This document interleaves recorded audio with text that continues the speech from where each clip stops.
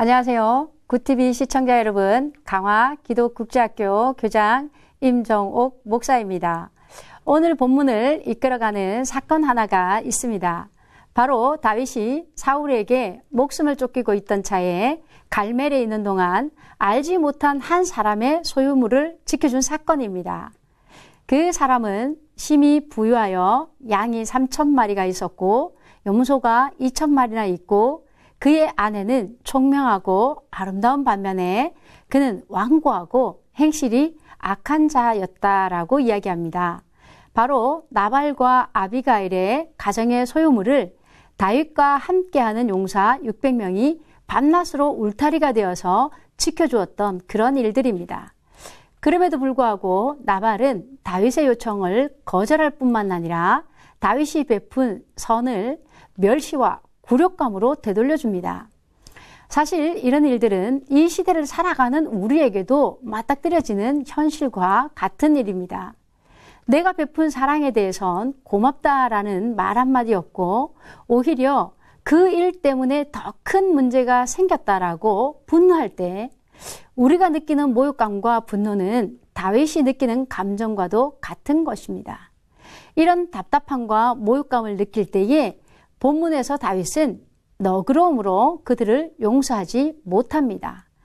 아마 다윗은 사울에게 쫓겨다니며 유일한 자신의 영적 멘토였던 사무엘 선지자를 라마에서 장사 지내고 온 터라 더 예민하게 반응했는지도 모릅니다.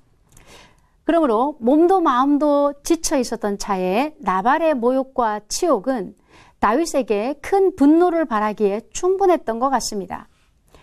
이 일로 인해 다윗은 나발과 그 집을 해하기로 결정합니다. 그러나 하나님은 한 사람을 준비시켜 두십니다. 바로 다윗이 응징하려고 하는 그 나발의 아내인 아비가일입니다. 이 사건으로 인해 다윗은 아비가일을 만나게 됩니다. 그동안 많은 사람들은 이렇게 이야기해 왔습니다. 아비가일 즉 현명한 아내로 인하여 한 가문이 화를 모면하게 되었고 그러므로 이 여인은 현명한 아내의 대명사로 회자되어 왔습니다. 과연 한 여성의 현명한 처사로 인해서 화를 면했기 때문에 그것 한 가지 때문에 그녀가 지혜로운 것일까요? 오늘 본문 사무엘상 25장 30절 말씀을 보면 여호와께서 내 주에 대하여 하신 말씀대로 모든 선을 내 주에게 행하사 내 주를 이스라엘의 지도자로 세우실 때에 라고 말을 합니다. 여기서 아비가일은 상황을 모면하는 지혜로운 말을 하려는 것이 아님을 알 수 있습니다. 즉 여호와께서 내 주에 대하여 하신 말씀, 다윗에게 하나님이 하시는 말씀을 아비가일이 듣고 하나님의 말씀을 전달해주고 있는 것을 알 수 있습니다. 그렇습니다. 하나님은 다윗의 영적 스승이자 멘토인 유일한 희망과도 같았던 사무엘 선지자를 읽고 좌절하고 있을 때 별것도 아닌 작은 일이 큰 문제를 일으키게 되는 그 사건을 만나게 됩니다.